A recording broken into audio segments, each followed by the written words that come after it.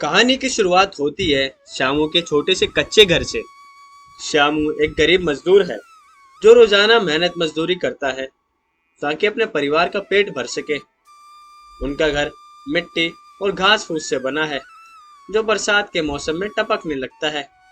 श्यामू का सपना है कि वह एक दिन अपने परिवार के लिए एक मजबूत घर बनाए।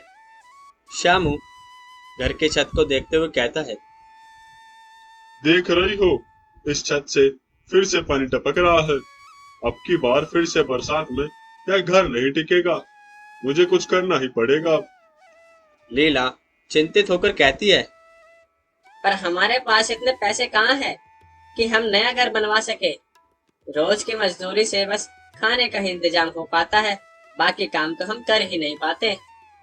श्यामू कहता है, जानता हूँ लीला, पर एक दिन मैं जरूर ऐसा घर बनाऊंगा जो सोने जैसा चमकदार हो और मजबूत भी, जिसमें तुम और हमारी छोटी आराम से रह सकेगी। ये सपना कभी न कभी पूरा जरूर करूंगा मैं, तुम देख लेना। श्यामू अपने दोस्त मोहन से मिलता है।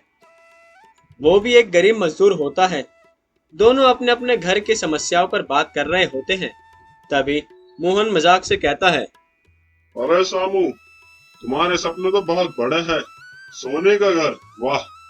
तुम्हारे जैसे गरीबों के लिए मिट्टी का घर भी काफी है। श्यामू हंसते हुए कहता है, हा हा हा, मैं जानता हूँ भाई, पर क्या बुराई है बड़े सपने देखने में। अगर हम सपने नहीं देखेंगे तो मेहनत करने का क्या फायदा। मोहन गंभीर होकर कहता है, बात तो सही है सामू तेरी, और ये सपने पूरे करने के लिए भी पैसे चाहिए होते हैं। पता है ना तुझे, जो हमारे पास नहीं है। हा हा हा हा। श्यामू कहता है, पैसे भले ही ना हो, पर हिम्मत तो है। मेहनत से सब कुछ मुमकिन है मोहन।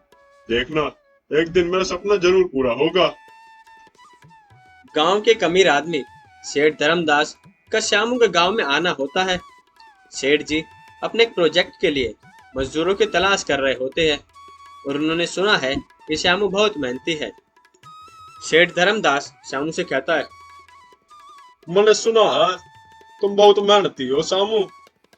मैं अपने खेतों में बड़ा गोदाम बनवा रहा हूँ और मुझे कुछ भरोसेमंद मजदूरों की जरूरत है। तुम काम करोगे के? श्यामू नम्रता से कहता है, जी सेठ जी, मैं काम करने के लिए तैयार हूँ। बस मेहनत का सही मेहनताना मिल जाए तो मैं और मेरा परिवार आपकी सेवा करेंगे।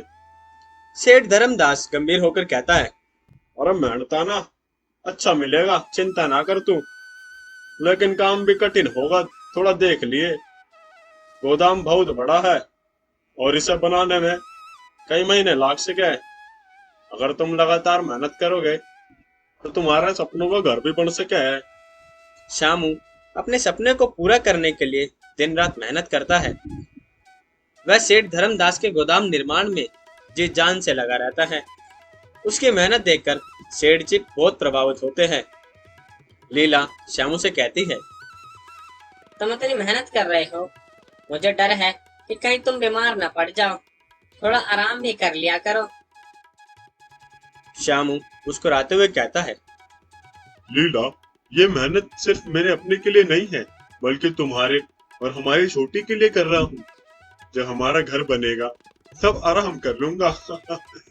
छोटी मासूमियत से कहती है, पिताजी, क्या सच में हमारा सोने का घर बनेगा? श्यामू प्यार से कहता है, हाँ बेटा, तुम्हारे लिए सबसे अच्छा घर बनवाऊंगा मैं।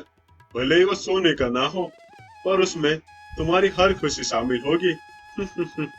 कई महीनों की कड़ी मेहनत के बाद श्यामू का काम पूरा हो जाता है।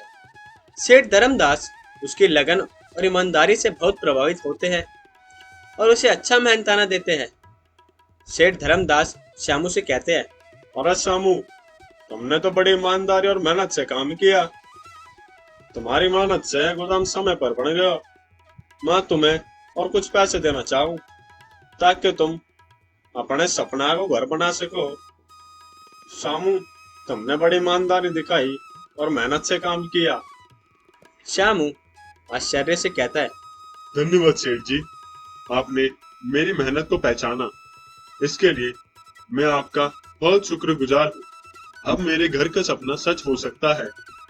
श्यामू सेठ धर्मदास से पैसे मिलने के बाद अपने परिवार के लिए एक छोटा लेकिन मजबूत पक्का घर बनवाता है।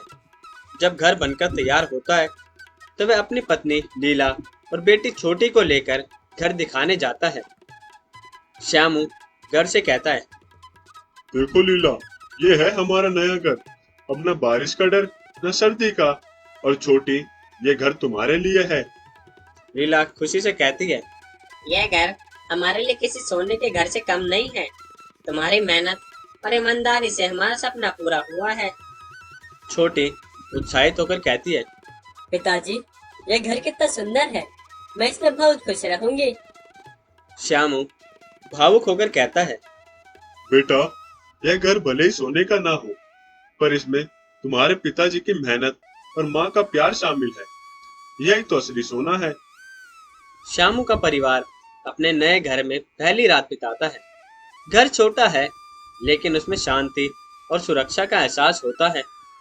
लीला मुस्कुराते हुए कहती है, यह घर हमें सिर्फ एक छत ही नहीं बल्कि एक नई जिंदगी भी दे रहा है।